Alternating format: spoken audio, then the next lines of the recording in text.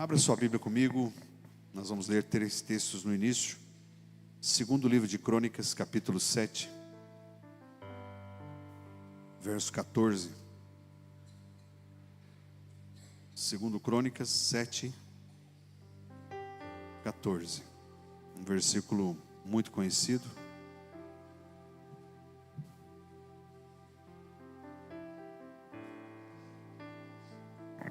Esse versículo ele é registrado como uma fala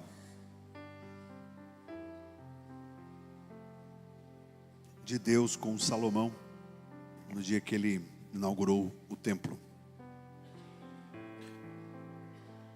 Então Deus diz a Salomão e hoje diz a todos nós: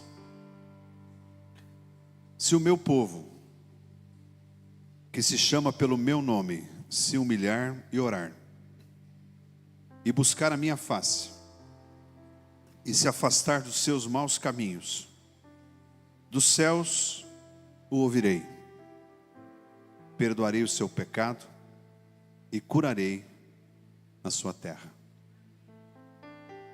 Se o meu povo, que se chama pelo meu nome, se humilhar e orar, buscar a minha face, e se afastar dos seus maus caminhos, dos céus o ouvirei, perdoarei o seu pecado e curarei a sua terra. Eu quero chamar a atenção de todos aqui para algo que é muito claro nesse versículo. Esse versículo ele divide responsabilidades. Fala comigo, divisão de responsabilidades. Observe que Deus começa dizendo: se o meu povo, que se chama pelo meu nome, ele começa a dizer o que eu preciso como povo. Ele diz: se o meu povo, que se chama pelo meu nome, o povo de Deus. Você é povo de Deus? Amém. Fala assim: eu sou povo de Deus. É isso que ele está dizendo. Se o meu povo, que se chama pelo meu nome. Então, se o meu povo, que se chama pelo meu nome, o povo de Deus, cada um de você, cada um de nós, se humilhar, fala comigo, se humilhar, orar, buscar a minha face e se afastar dos maus caminhos. Então, esse texto está dizendo, primeiro, existe uma divisão de responsabilidade. Eu estou dizendo para o meu povo, que se chama pelo meu nome, o povo de Deus, que existe essa divisão de responsabilidade. E essa divisão começa com humilhação, com oração, com buscar a face e se afastar dos maus caminhos. Aí começa a outra responsabilidade. Deus diz: eu ouvirei, perdoarei o seu pecado e curarei a sua terra. Eu faço uma pergunta para você nesta noite: por onde a cura começa? Onde começa a cura?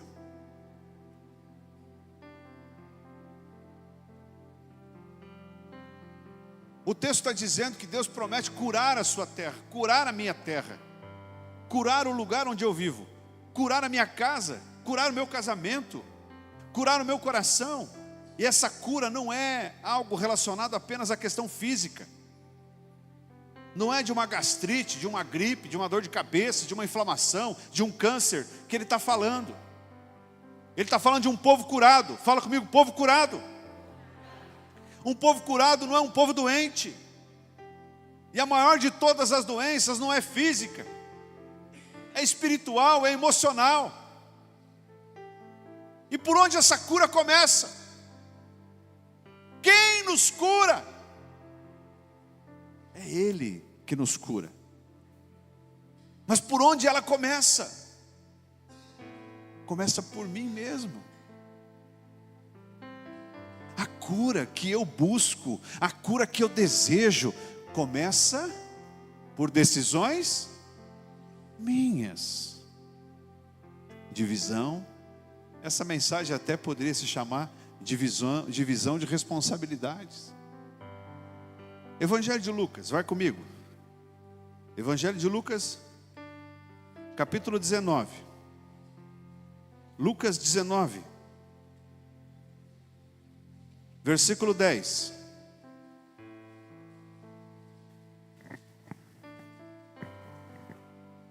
Não dá tempo da gente ler todos os primeiros versículos, eu quero só resumir. Esse texto de Lucas 19 fala de um homem chamado Zaqueu. Então, a Bíblia está dizendo que Jesus ia entrar na cidade e tinha um homem pequenininho, baixinho, que queria ver quem era Jesus, mas ele não conseguia enxergar por causa da multidão. Aí ele correu, fala comigo, ele correu. Ele correu e subiu numa árvore, num sicômoro, porque ele queria ver quem era Jesus. E ele estava lá, de butuca lá assim. Quero ver quem que é esse cara. Estão falando tanto dele. Estão falando tanto dele. E Jesus foi se aproximando, foi se aproximando, foi se aproximando. Veja, ele queria só ver quem era. E quando Jesus chega perto, olha para cima e diz: Zaqueu. Chamou ele pelo nome, irmão. Zaqueu, desce depressa, porque hoje me convém ficar na tua casa. Você sabe, Bruna, que às vezes a gente acha que Jesus nem sabe quem a gente é. E Jesus, na verdade, sabe quem a gente é, sabe o nosso nome, nos conhece desde o ventre da nossa mãe, sabe o que passou e o que vai passar, e Ele diz assim: me convém ficar na tua casa. Jesus conhece você. Você pode ser profeta aí, quem está do seu lado? Fala aí, Jesus conhece você. Tem um irmão que está sozinho ali, fala para a irmã Priscila ali, ó, Jesus conhece você. Isso. Irmã Deise, Jesus conhece você. Jesus conhece você. Ele nos conhece. E aí Zaqueu desceu, e a Bíblia diz que Zaqueu era um publicano, um cobrador de impostos, era um pecador, era odiado pela sociedade. E aí Jesus desceu, foi jantar na casa dele, e lá fora, o que tinha lá fora? Um monte de gente falando o quê? Ih, Jesus, você vai jantar na casa desse cara aí? Esse aí é o pior de Santa Helena. Esse aí, ó. Isso aí, ó. Isso aí não é trigo limpo. Isso aí é só enguiço. Tu vai lá na casa do Weisman.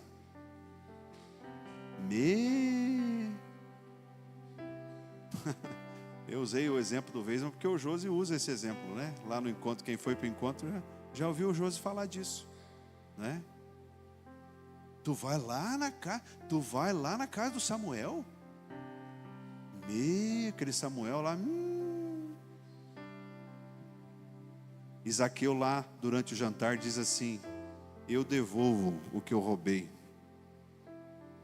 Eu me arrependo da minha vida de ladrão. E aí Jesus fala esse versículo: pois o Filho do Homem veio buscar e salvar o perdido. Sabe de quem que ele está falando?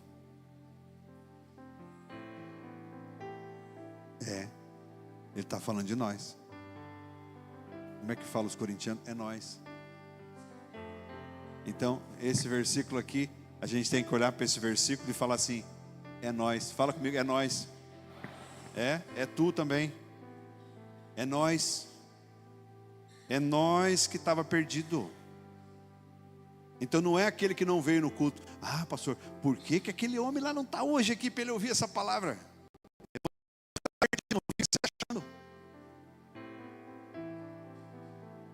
Paulo vai dizer que todos pecaram e separados estão da glória de Deus. Então é todos, é nós. Então se ele veio buscar e salvar, ele veio me curar. Mas eu pergunto para você, o que é que aconteceu antes de Jesus entrar na casa de Zaqueu? Ele não saiu do seu conforto? Ele não saiu lá do ar-condicionado? Da cadeira estofada? Ele não saiu lá da posição de cobrador de impostos? Ele não subiu na árvore? Ele não se esforçou? Sim ou não? Ele fez a parte dele. E Jesus passando olhou para ele e falou: opa, eu estou vendo alguém aqui que quer fazer diferente. Eu estou vendo aqui que está fazendo a parte dele, divisão de responsabilidades. Jesus pode curar? Pode. Jesus pode salvar? Pode. Ele veio para isso. Mas o Espírito Santo não invade coração nenhum que não se abre para ele. O máximo que Deus faz é nos cercar de circunstâncias. Ele vai nos levando. Eu já falei isso aqui em outros cultos. Terceiro texto. Evangelho de João, capítulo 10. Também um texto muito conhecido. Verso de número 10. João 10, 10. Neste texto, Jesus está falando sobre o pastor e o seu rebanho. Está falando sobre o ladrão, sobre o salteador. E aí ele diz: o ladrão vem apenas para roubar, matar e destruir. Eu vim para que tenham vida e a tenham plenamente. E a tenham de maneira completa. E a tenham de maneira abundante. Então, se a gente for olhar qual é o papel do inimigo, e eu não vou falar o nome dele aqui, é matar, roubar e destruir. Então, toda vez que eu vejo se achegar na minha vida algo que quer me matar, me roubar e me destruir, esse é o papel do inimigo. E Jesus vem e diz assim: ele veio para matar, roubar e destruir, mas eu vim para que tenham vida. Jesus veio te trazer cura. Mas eu venho aqui nesta noite te dizer que todos nós, de uma forma ou de outra, precisamos de cura. Se você está me olhando aqui e está dizendo: pastor, eu não estou com dor de cabeça, eu não estou com dor no estômago, eu não estou com nenhum diagnóstico, eu preciso de cura. Sim, você precisa de cura. A cura da alma, a cura das emoções, a cura dos pensamentos, das atitudes. Eu quero falar para você que é mais novo, você que tem aí 13, 14, 15, 16, 17, 18, até 20 anos. Você que está começando a tua vida agora espiritual. Você que ainda não entende o que é nascer de novo. Eu quero falar para você que já é crente velho, você que já está na igreja de 15, 20, 30 anos. Todos nós, independentemente da circunstância que vivemos, do tempo que temos na igreja, todos nós precisamos ser curados. A minha alma precisa ser curada. Só que para que Jesus possa me curar, existem coisas que precisam vir antes. Divisão de responsabilidades. É por isso que eu trago aqui essa mensagem com esse título: sem cura, não tem cura. Eu vou tentar desenvolver aqui brevemente, em alguns minutos, alguns exemplos que vão me fazer refletir. E eu tenho certeza que vão fazer você refletir. E eu quero que você saia daqui respondendo uma pergunta: Jesus já pode me curar? Jesus já pode me curar? Ele já consegue me curar?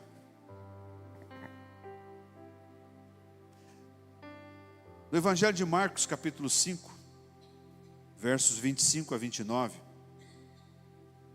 nós lemos a história de uma mulher que padecia sobre uma hemorragia terrível.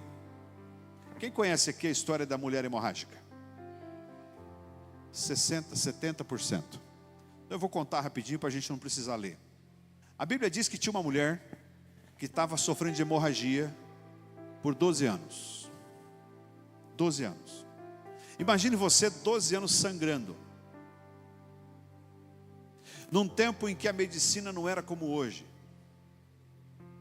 A Bíblia está dizendo que ela já havia procurado todo tipo de médico. E pelo contrário, ao invés de melhorar, ela só piorava. Ela já tinha gasto tudo que ela tinha. E eu quero dizer a você que um dia ela tomou uma decisão. Ela colocou no coração um desejo. Jesus estava passando e ela colocou no coração o seguinte desejo: se eu apenas tocar no seu manto, eu ficarei curada. Olha aqui para mim. Você já andou desanimado? Em algum momento da vida? Sim ou não? Talvez você está desanimado hoje com alguma coisa. Quem aqui um dia já não desanimou com alguma coisa? Então o desânimo, ele é o contrário de ânimo. O ânimo é aquilo que faz a gente acordar com alegria. Hoje é segunda-feira. Hoje eu estou com 0 saldo na conta. Aleluia. Meu pneu do carro está furado. Uma pessoa animada é uma pessoa que vê Deus em tudo, que vê alegria em tudo. O cara está lá com a bombinha lá, como é que chama aquele aparelhinho lá quando está com gripe lá, o inalador. O cara está lá com o inalador, ele tira o inalador, glória a Deus. Esse é o cara animado. O que é que tira o nosso ânimo? Os problemas, as lutas. Concorda comigo? Os abacaxi, né, Mariel? Mariel falou aqui. Você acha que vai dar tudo certo? Você se programa, de repente contratou, José, aquele funcionário lá. Você tem lá um serviço grande para fazer de gesso. Não, vamos começar segunda-feira. Deu 4 funcionários. Chegou lá, apareceu 1. Um. Aí você fica, não, eu estou desanimado. Agora pergunta para mim, o que vai sentir uma mulher que sangrou 12 anos? Gastou tudo que tinha. Não tinha mais dinheiro para pagar médico. Foi tudo que é médico. Ela foi curada ou não foi? Mas antes da cura, ela teve a cura do desânimo. Porque se o desânimo dela, irmã Priscila, não tivesse sido curado, ela ia dizer assim: eu não quero mais saber de nada. Alguém poderia até ter falado assim: Jesus está passando aí. Não quero saber de Jesus. Não quero saber de igreja. Não quero saber de oração. Não quero saber de palavra. Eu estou desanimada. Ela teria sido curada? Não. Então sem cura não tem cura. Se você anda desanimado, você precisa ser curado do desânimo antes, para Jesus curar talvez a tua saúde física, a tua saúde emocional, o teu casamento. Mas ninguém pôde fazer pela mulher o que só ela poderia ter feito. Tem coisa que é você que tem que fazer. Anime-se. A alegria está no coração de quem já conhece Jesus. Pastor, eu não consigo. Vai buscar força. Vai buscar ajuda.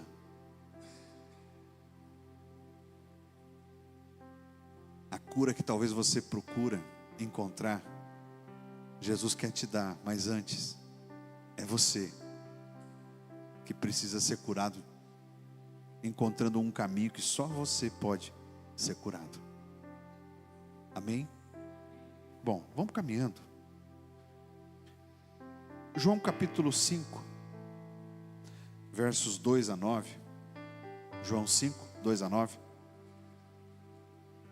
Esse texto vai dizer, se você quiser ir projetando aqui, Nicolas, esse texto vai dizer o seguinte: que Jesus, ele ia entrar em Jerusalém, ele estava indo para uma festa. Veja, Jesus estava indo para a festa. Aí, por que crente gosta de festa, né? Porque Jesus ia na festa também. Inclusive Jesus fazia milagre na festa. Então festa é de Jesus, irmãos. Obrigado pela empolgação. Eu vou falar de novo, festa é coisa de Jesus. Mas você sabe de que festa eu estou falando, né? O povo de Deus é um povo alegre. E come, irmão. Mas come. Teve uma pizzaria que a gente foi lá em Criciúma, né? Fomos 2 vezes, na terceira vez eles vieram já com R$ 69,90 para cada um. Ó, vai na concorrência. Não, aqui não, né? Brincadeira. Então, Jesus, ele estava indo para a festa, ele entra para uma porta chamada Porta das Ovelhas, e ali tinha um tanque, chamado Tanque de Betesda. E ali tinha, do lado do tanque, coxo, paralítico, leproso. Eles acreditavam, e havia uma lenda, não se sabe se é verdade ou não, havia uma expectativa de que um anjo ia descer. Olha para mim aqui, gente. Olha para mim aqui. Não deixa que nada tire a tua atenção. Olha para mim.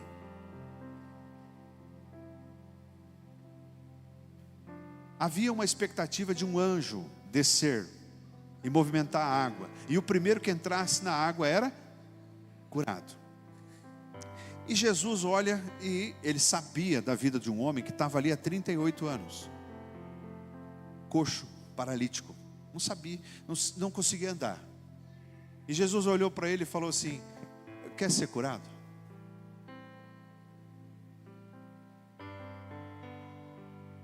Ele olha para Jesus e fala assim: não tem ninguém que me bota no tanque. Quando a água é movimentada, vem sempre um outro e entra antes de mim. Eu pergunto para você, como é que essa história termina? Jesus fala para ele: ó, pega a tua maca aqui, ó, e vai embora. Jesus cura ele imediatamente. Mas qual era o problema pior do que o problema físico daquele homem? O pessimismo. O pessimismo destrói a nossa vida. Talvez não é você, mas talvez você conheça alguém que vê problema em tudo, reclama de tudo. Jesus olhou para ele e falou assim: tu quer ser curado? Irmão, o que a gente tem que responder numa hora dessa? Eu quero! Eu quero! Imagine você, esposa, o teu marido chega em casa, eu estou sendo profeta agora. Chega o Gustavo em casa. Aline. Depois eu conto a bucha com ducha e show da Xuxa. Quem foi na viagem sabe, né? Aline, vamos jantar fora? Aí Aline: eu não tenho roupa, eu não tenho calçado, aquela maquiagem que eu falei para você comprar para mim, você nem comprou. O que o marido pediu? Você que em casa talvez tenha a oportunidade de transformar a tua casa num ambiente tão diferente. Teu marido ou tua esposa, não sei, alguém está dando o primeiro passo. Mas ao invés de você entender que aquele primeiro passo vai levar vocês a um processo de cura, a um processo de restauração, a um processo de pensar diferente, de agir diferente, você não entende isso como algo que está vindo para abençoar a tua casa. Você vem com um espírito pessimista. Meu amor, vamos viajar no final do ano. Com que dinheiro? Com que dinheiro eu vou viajar? Você está louco? Eu estou vendo vocês rindo aqui. Parece que eu estou contando a história de alguém.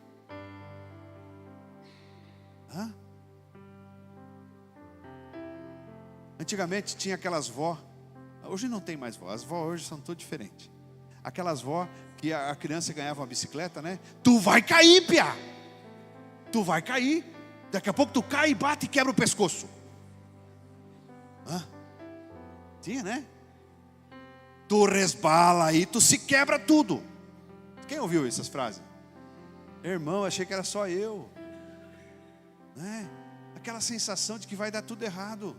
Não pode ver uma nuvem preta que fala: vem tormenta. Né, meu sogro? vem tormenta, né? Que tormenta o quê?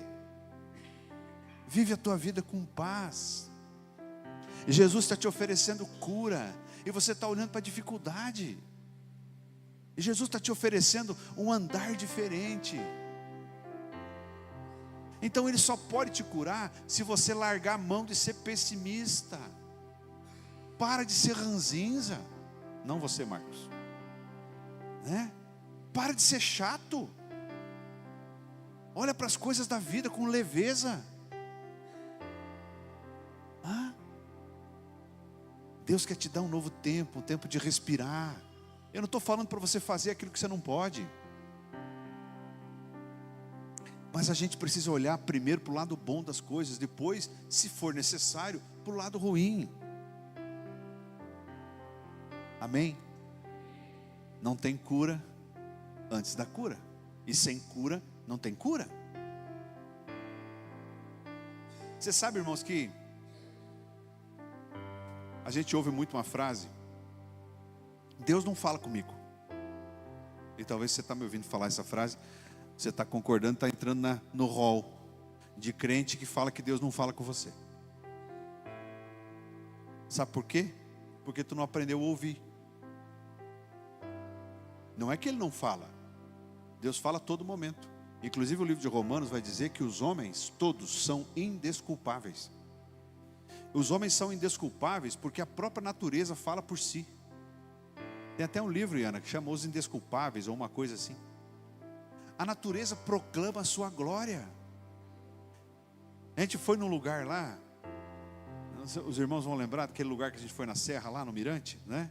A gente sobe lá e vê aquilo, e aí faz a pergunta: como não acreditar em Deus? Se você vê um embrião se formar no ventre da mãe, como não acreditar em Deus? As terminações nervosas se formando, saindo ali da medula, indo para o cérebro, o coração batendo com poucos dias. Então o homem é indesculpável.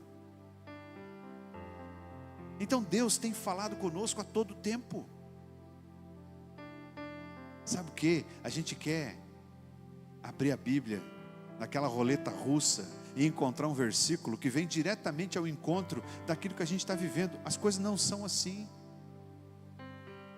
É por isso que Paulo vai dizer a Timóteo: Timóteo, você tem que ser alguém que não tem que se envergonhar, que maneja bem a palavra da verdade.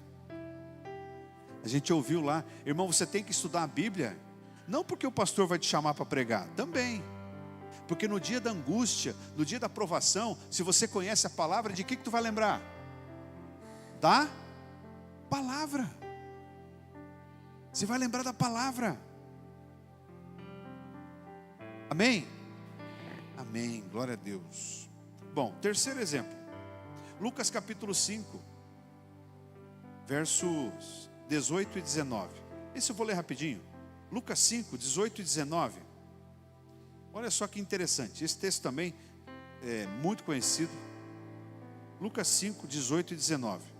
Vieram alguns homens trazendo um paralítico numa maca e tentaram fazê-lo entrar na casa para colocá-lo diante de Jesus. Não conseguindo fazer isso, por causa da multidão, subiram ao terraço e o baixaram em sua maca, através de uma abertura, até o meio da multidão, bem na frente de Jesus. Ó, pensa comigo. O cidadão é paralítico. Ele não caminha, ele não se movimenta. Os amigos colocam ele numa maca e levam numa casa onde estava Jesus. E eles tentam entrar pela porta, não conseguiram. Estava cheio, muita gente. Aí eles sobem no terraço, tira a telha, amarra em corda e desce aquela maca bem no meio onde Jesus estava. Olha o serviço, olha o malabarismo, olha a dedicação.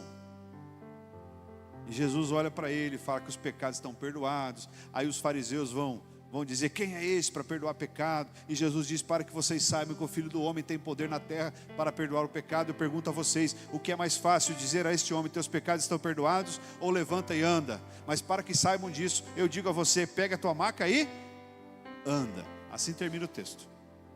E o homem levanta e sai caminhando. Foi curado ou não foi? Quem levou ele lá? E se ele tivesse em companhia errada? Se ele tivesse na farra? Se ele tivesse nas drogas? Na prostituição? Na bebedeira? Nos amigos de festa? No bloco de carnaval? Nos corre? Ele ia parar lá? Não.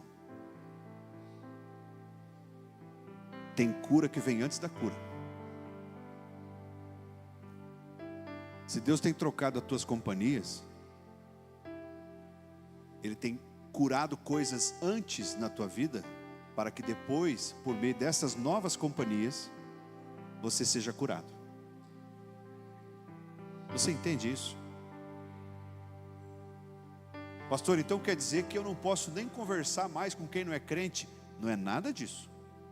Pelo contrário, a Bíblia vai dizer: vós sois a luz do mundo e o sal da terra. Então as pessoas que não conhecem Jesus só vão conhecer Jesus por meio de mim, por meio do meu testemunho, por meio da minha vida reta. E para que eu consiga ganhar essas pessoas, eu tenho que pregar para eles, eu tenho que conviver com eles. Talvez lá no teu trabalho, do lado da tua mesa, tem um ímpio, tem um pecador. Talvez você que é proprietário de empresa, o teu funcionário seja lá um traficante, seja lá alguém que agride a esposa, não sei.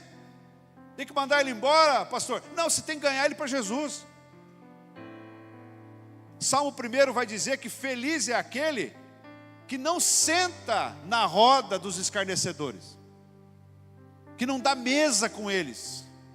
Em outras palavras, o que o Salmo 1 está dizendo? Feliz é aquele que não anda com essa turma.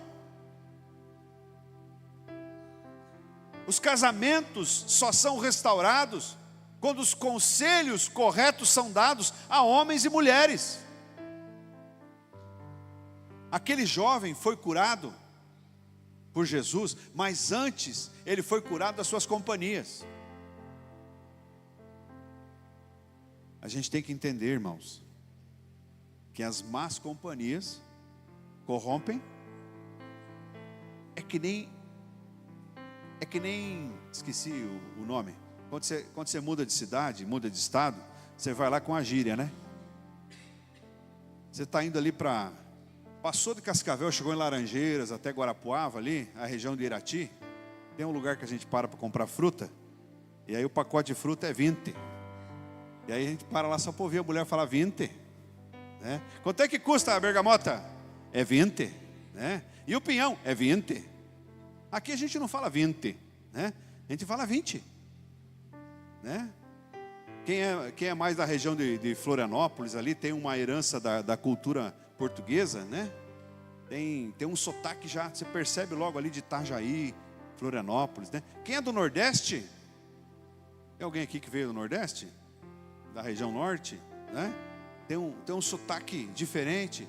Aí você chega lá no Norte falando porta, né? Falando porta. Eles vão dizer: isso aí é do interior. Assim acontece quando a gente começa a caminhar com amizades corrompidas. Você não fala palavrão, mas tu está convivendo todo dia com quem fala palavrão. A tua mesa, ela é composta por gente que consome droga, consome álcool, vai para a prostituição, vida torta. Daqui a pouco você está enrolado. É que nem você pegar, você tomou um banho, está cheiroso, passou um desodorante, passou um perfuminho, penteou o cabelo. No meu caso, não muito, né? Aí você vai passar no meio de um chiqueirão de porco. Chiqueirão é de quê? Se não é de porco, né? Você vai passar no meio de um chiqueirão. Foi podre essa, né? Você não encosta em nada, irmã Luciana. Você não encosta em nada lá no chiqueirão. Mas quando você saiu lá na frente, tu vai cheirar a tua roupa. Está fedendo ou não está? Convivência. Convivência. É por isso que os pais têm tanta preocupação com a convivência dos filhos. Eu estou falando aqui para vários adolescentes que eu estou vendo aqui, inclusive minha filha Rebeca. É por isso, meninos e meninas, que os nossos pais, os seus pais, têm tanta preocupação em saber quem que é teu amigo de escola, quem é aquele que vai na tua casa, você está indo na casa de quem, com quem que você está conversando na rede social. Porque se para os adultos isso já é perigoso, imagine para as crianças, para os adolescentes. Então aquele homem, ele foi curado por Jesus, foi, mas antes, ele foi curado das suas companhias, dos conselhos, dos lugares errados, das opiniões erradas. Ah, pastor, eu vou de vez em quando só naquela festinha lá, não dá nada. Ah, pastor, de vez em quando eu vou lá nos meus amigos de infância. Vai lá, irmão, mas vai lá para falar de Jesus. Deixa eles saber que tu é crente agora. Conta para eles o que Jesus fez na tua vida. Mas eu não posso ir lá no bar lá para pregar? Claro que tu pode, mas não vai todo dia, que daqui a pouco você está bebendo pinga. Tem um programa de evangelismo para tirar as pessoas da rua lá, então, amém, glória a Deus. Vocês estão entendendo o que eu quero dizer? Você não tem que se afastar do pecador. Jesus vivia cercado de pecador, mas a mesa dele era diferente. Ele não se deixava influenciar por isso. Ele influenciava. Então eu preciso sim me aproximar daqueles que precisam conhecer Jesus, mas com a consciência de que sou eu que preciso influenciar e não ser influenciado. Senão, qual é o princípio do evangelismo? Por que existiria o evangelismo se nós não pudéssemos ter contato com nenhum pecador? Absurdo isso. O fato é a influência.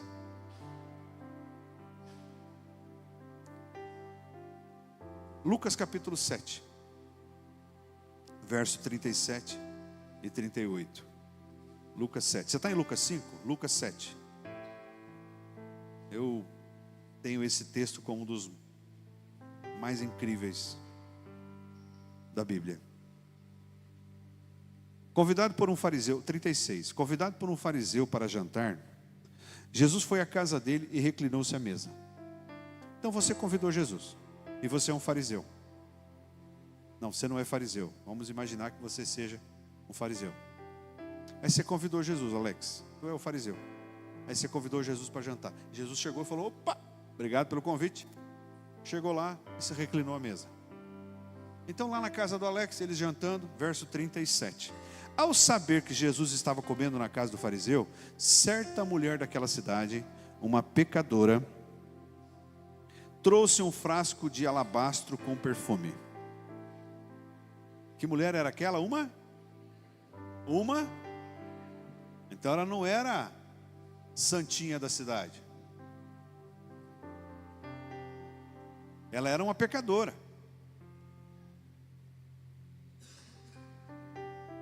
E ela trouxe um frasco de perfume e se colocou atrás de Jesus aos seus pés, chorando. Começou a molhar dos pés com suas lágrimas. Depois os cabelos, beijou-os e ungiu com perfume.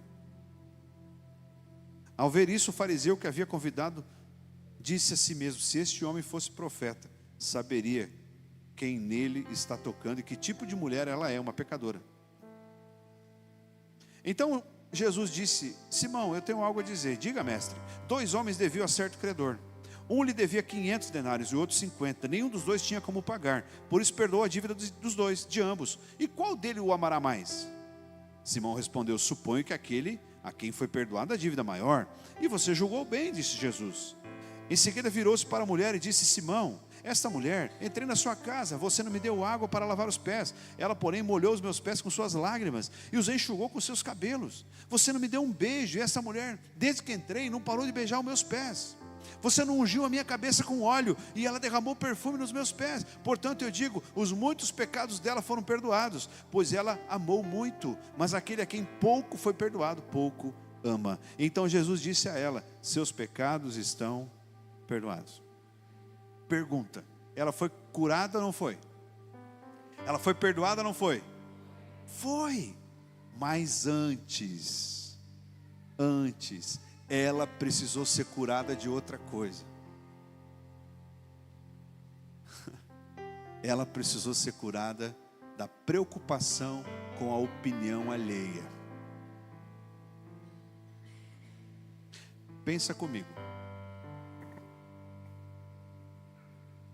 Uma prostituta. Eu vou falar de novo uma palavra forte.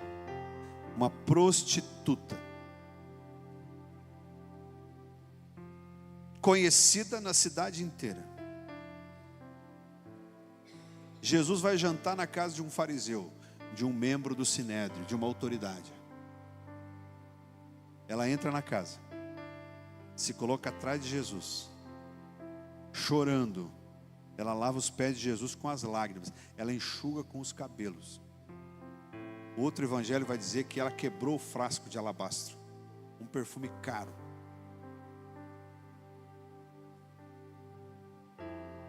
Ela só pôde fazer isso se no seu coração ela determinou uma coisa: eu não estou preocupado com o que vão dizer de mim. Eu estou preocupado com o meu Jesus. Muitos de nós se preocupam muito mais com a opinião dos outros do que com aquilo que de fato você pode estar vivendo ao lado de Jesus.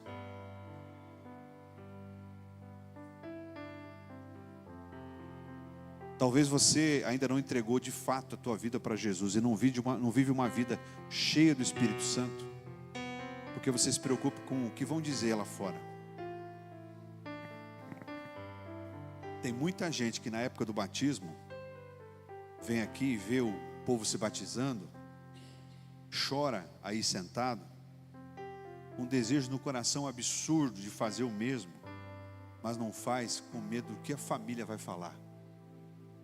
O que meus parentes vão falar? O que os meus amigos vão falar? O que vão dizer lá na empresa?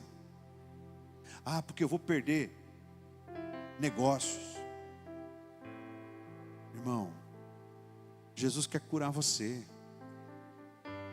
Mas antes, você precisa permitir ser curado dessa preocupação besta. No dia que Jesus voltar, ou quando Ele te chamar, não vai ter amigo lá não. Não vai ter religião nenhuma lá não. Não vai ter tradição nenhuma lá não. Não vai ter sobrenome nenhum lá não. O dia que Jesus te chamar, é você e Ele. Então para de se preocupar com coisa besta.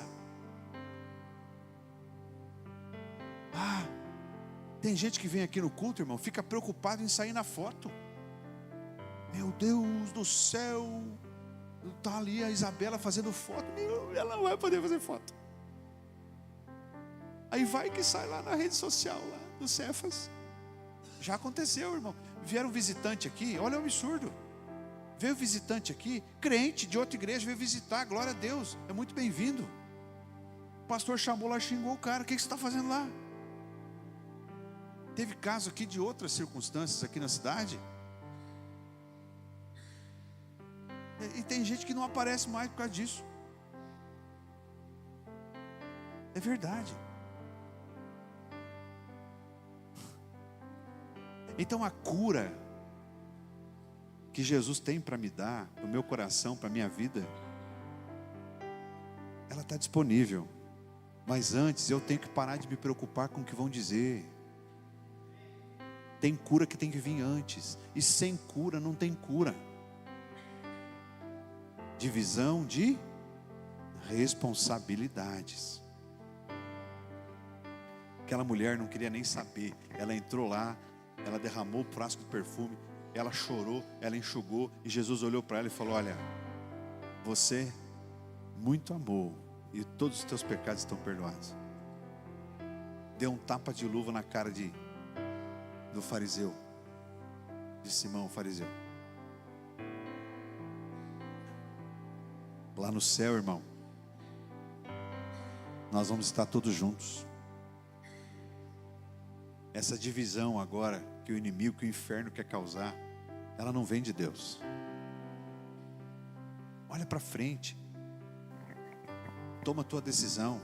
Sabe, eu vou contar rapidinho aqui. Eu já falei aqui que eu tenho respeito, amor pelos meus pais. Eu honro eles. E quando eu conheci Jesus, uns meses depois batizei. Batizei no domingo, na segunda-feira fui tomar café na casa da minha mãe. Falei: mãe, quero dizer para a senhora que eu batizei ontem. Ela disse: mas e tudo que eu te ensinei? Falei: mãe, tudo que a senhora me ensinou, eu jamais vou esquecer, porque a senhora foi a primeira, ou minha casa foi a primeira a me falar de Jesus. Mas hoje eu me matriculei numa outra escola. Então eu respeito a senhora, mas eu tenho a minha vida.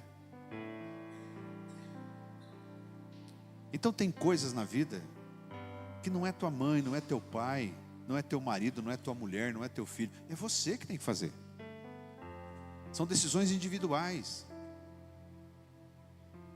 A gente ouve às vezes aqui: pastor, se a minha mulher for, eu vou também. Irmão, se o meu marido for, eu vou também. É legal, é importante, é muito bom quando os dois vão, quando os dois se entregam. O casamento ele anda alinhado, mas a salvação é individual. Então não espere pelo outro, tome você a tua decisão. Ande com Jesus diante daquilo que Ele tem colocado no teu coração, e Ele vai honrar você. Amém? Eu já estou terminando. Então, sem cura não tem cura. Se você não é curado da preocupação com os outros. Evangelho de João, inclusive nós ouvimos lá na conferência, João 9,6. Abra comigo, João 9,6. João 9,6 vai dizer que Jesus curou um cego. Projeta aqui, faz favor, Nicolas. Tendo dito isso, cuspiu no chão, misturou terra com saliva e aplicou aos olhos do homem. Quem está comigo nesse texto? Então Jesus curou um cego, cuspiu no chão, fez um lodo, colocou nos olhos. O homem era cego de nascença. Ele foi se lavar no tanque de Siloé e voltou vendo. Aí os religiosos, fala comigo, os religiosos, foram atrás dele e começaram a questionar ele. Que é isso, cara? Primeira coisa que questionaram: como é que Jesus vai fazer um negócio desse no sábado? Como que pode? Não pode curar no sábado. E começaram a questionar, falar que ele era pecador. Não, esse homem é pecador, não é que pode, tal. E lá no final o cego olha para eles e fala o seguinte: olha, é o seguinte, se ele é pecador eu não sei, o que eu sei é que eu era cego e agora eu vejo. Aleluia. Sabe o que Jesus está quebrando aqui?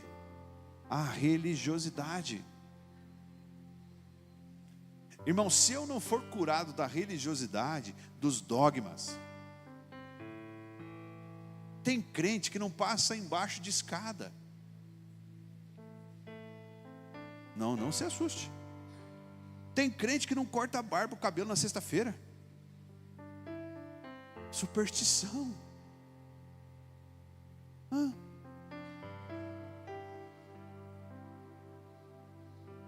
Rezas, rituais, autobenzimentos, tipo de roupa, corte de cabelo, religiosidade. Jesus não ensinou nada disso. Eu falo sempre, irmãos, tem doutrina que vem para edificar, mas tem doutrina que vem para destruir. Então tudo aquilo que gera um penduricalho na cruz. O que é um penduricalho? Olha, Você tem que crer em Jesus para ser salvo. Mas tem que fazer isso. Olha, é o seguinte, Rodrigo, Jesus morreu lá por você. O sangue dele te lava e te purifica de todo pecado. Então ele te leva para o céu. Mas além de crer nele, você tem que fazer isso. Irmão, todo penduricalho na cruz é religiosidade. Jesus é suficiente. Fala comigo, Jesus é suficiente. Não é o teu corte de cabelo que vai te levar para o céu. Agora, se o teu coração, ele é um coração pecador, e a tua maneira de agir no teu coração vai te fazer usar uma roupa que não deve. Na verdade, o que está te levando para o inferno não é a tua roupa curta, a tua roupa que vai gerar escândalo. O que vai te levar para o inferno é que o teu coração ainda não está convertido. Então o problema é que nós vamos nos apegando a isso. Então aquele cego, ele foi curado? Foi. Mas antes, ele não olhou para o dia de sábado. Ele disse simplesmente, olha, eu vou obedecer. Jesus colocou a saliva no barro, fez um lodinho ali e colocou nos olhos dele e falou, vai te lavar no tanque de Siloé. E era sábado, ele não poderia fazer aquilo se ele fosse olhar para a religião. Mas ele não olhou para a religião, ele olhou para Jesus. E eu não estou falando aqui para confrontar ninguém. Eu não estou falando aqui para confrontar irmãos de denominação nenhuma.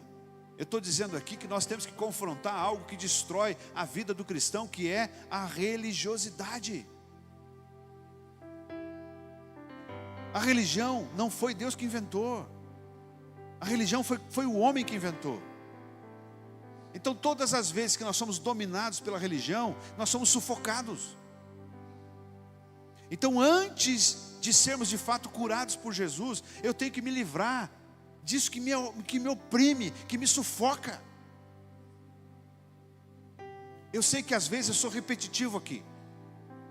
Eu sei que você já está aqui com a gente já há um tempo, você me ouve falar constantemente sobre isso. E eu vou continuar falando. Eu vou continuar ensinando. Eu vou continuar dizendo para você, se você tiver uma religião, você não está no céu. Mas se você tiver Jesus, tu está no céu. Não é a minha religião, não é a tua religião. E eu falo isso inclusive para os crentes. Ah, porque agora eu sou evangélico. Que. Grandes coisas. Grandes coisas. Então agora, o cidadão muda até a voz. Aleluia. Chega em casa, grita com todo mundo. Grandes coisas. Deus Todo-Poderoso, oi. Chega em casa, xinga a mulher de tudo que é bicho. A mulher também. Toda comportada, vai vir na igreja. E a vida? Você entende isso? É por isso que a gente leva pedrada. Por isso que a gente leva pedrada. Porque todo aquele que confronta um sistema, inclusive religioso, ele leva pedrada.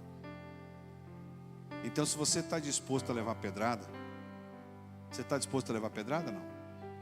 Nem todo mundo levantou a mão, vou perguntar de novo. Você está disposto a levar pedrada? Então abandona a religião, olha para Jesus.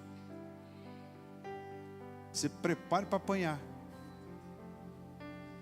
Mas é apanhando que a gente vai para o céu. Amém? Esse homem, chamado Naamã,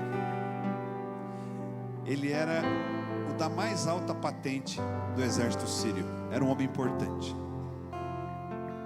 Mas por baixo do uniforme dele, por baixo da farda, tinha lepra.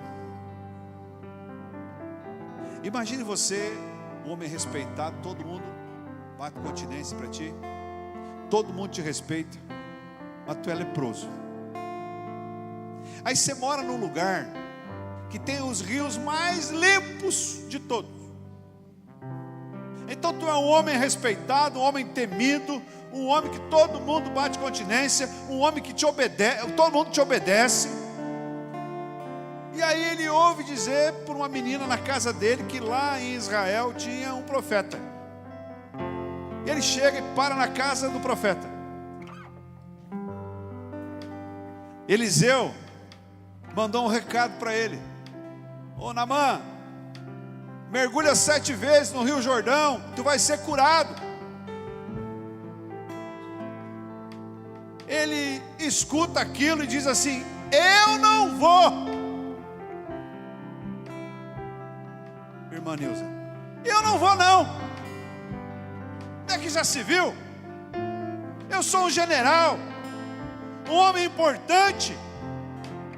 Olha aqui as estrelas do meu peito. Sou autoridade lá na Síria. Todo mundo bate continência para mim. Aí eu cheguei aqui, esse cara nem me atendeu. Eu esperava, o texto vai dizer, eu esperava que ele vinha aqui e ia impor as mãos sobre mim, ia fazer orações demoradas, ia me ungir com óleo, eu ia sair daqui curado, mas ele nem me atendeu. Eu não vou, eu vou embora. E estava indo embora. Irmão Luiz, e no trajeto, um subordinado dele falou: ô Naamã, o senhor, ele não te pediu nada difícil, por que você não obedece? Ele ouviu o conselho, foi no rio, mergulhou 7 vezes, e a Bíblia diz que a sua pele ficou como de uma criança. Foi curado ou não foi? Mas antes ele precisava de outra cura, porque sem cura não tem cura. Ele precisava ser curado do seu orgulho.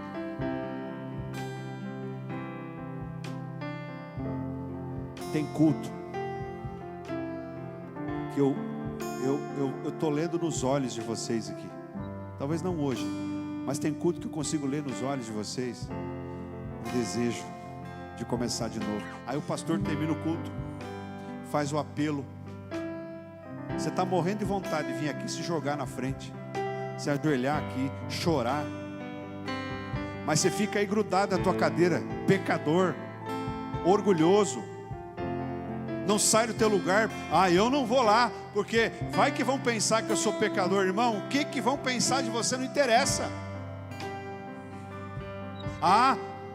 Eu não vou lá pedir perdão lá por irmão lá, porque vão me chamar de frouxo. Tu, além de frouxo, é orgulhoso. Então como é que Jesus vai curar você? Se antes da cura tem que ter cura. A lepra de Naamã não era nada. O problema de Naamã não era a lepra. O problema de Naamã era o orgulho. Irmão, a lepra não leva para o inferno, mas o orgulho leva. Vou falar de novo. A lepra não leva para o inferno. O câncer não leva para o inferno, mas o orgulho leva.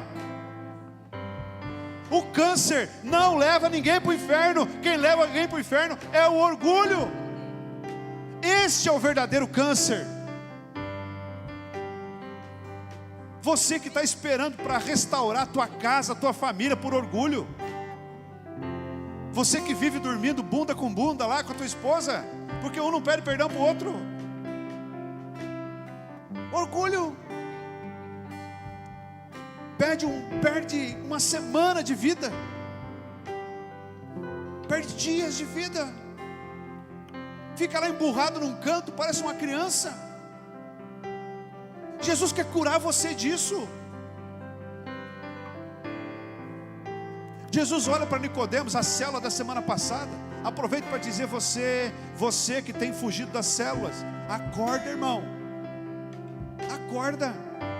A célula dessa semana falou do novo nascimento.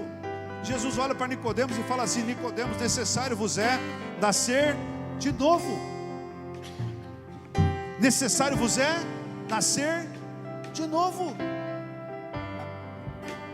Deus te trouxe hoje aqui para dizer para você que Ele tem cura para a tua vida. Mas o primeiro texto que nós lemos disse: se meu povo, que se chama pelo meu nome, se humilhar, orar, se converter dos maus caminhos, eu ouvirei, perdoarei os seus pecados e sararei a sua terra. Faça a tua parte, porque sem cura não tem cura. Jesus quer fazer a parte dele na tua vida.